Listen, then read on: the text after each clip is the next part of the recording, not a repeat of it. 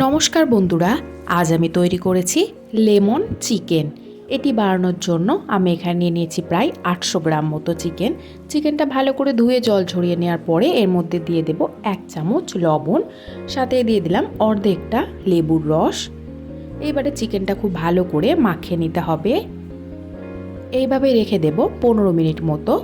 অপর একটা পাত্রের মধ্যে নিয়ে নেব টক দই। আমি এখানে বড় চামচের 4 চামচ টক দই ব্যবহার করেছি। এবারে টক দইটা ভালো করে ফেটিয়ে নিতে হবে। আমি এখানে লবণ ছাড়াই টক দইটা ভালো করে ফেটিয়ে নিয়েছি। টক দইয়ের মধ্যে দিয়ে দেব আদা রসুন কাঁচা লঙ্কা বাটা। এবারে টক দইয়ের সাথে আদা রসুন বাটাটাও মিশিয়ে নিতে হবে। সমস্ত কিছু মেশানো হয়ে গেছে। এবারে চিকেনের টুকরোগুলো দিয়ে দিতে হবে টক দইয়ের মধ্যে। চিকেনটা আমি জল ঝরিয়ে নিয়েই টক দইয়ের মধ্যে দিয়ে দিলাম। ভালো করে মাখিয়ে নেব। এইভাবে মেখে নিয়ে রেখে দেবো প্রায় আধ ঘন্টা। কড়াইতে দিয়ে দেব সাদা তেল।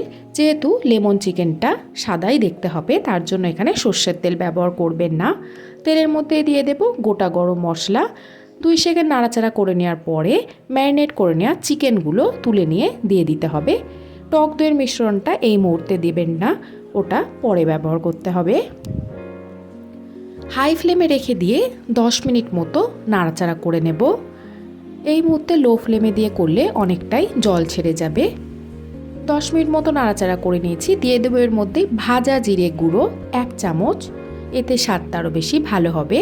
ঝালের জন্য আমি এখানে গোলমরিচ গুঁড়োর ব্যবহার করেছি। আপনারা অবশ্যই নিজেদের আন্দাজ মতন ব্যবহার করবেন, যেহেতু কাঁচা লঙ্কা দিয়েছি আগেই। আরও একবার নাড়াচাড়া করে মিশিয়ে নিতে হবে। এবারে গ্যাসের ফ্লেমটা লো ফ্লেমে রেখে দিয়ে টক দইয়ের মিশ্রণটা দিয়ে দেব সমস্তটাই। লেমন চিকেন তৈরির ক্ষেত্রে খুব একটা বেশি জলের প্রয়োজন নেই, তার জন্য টক দইয়ের মিশ্রণটা এই মুহূর্তে আমি দিয়ে দিয়েছি।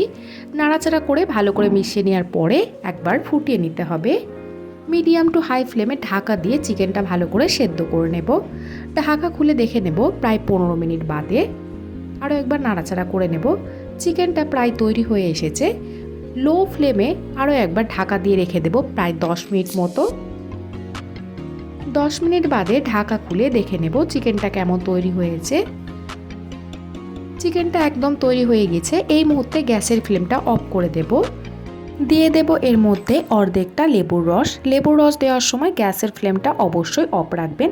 হালকা একটু নাড়াচাড়া করে নিয়ে ঢাকা দিয়ে রেখে দিলেই চিকেনের রেসিপিটি একদম তৈরি। এই চিকেনের রেসিপিটি আপনারা রুটি পরোটার সাথে খাওয়ার জন্য অবশ্যই তৈরি করে ফেলতে পারবেন।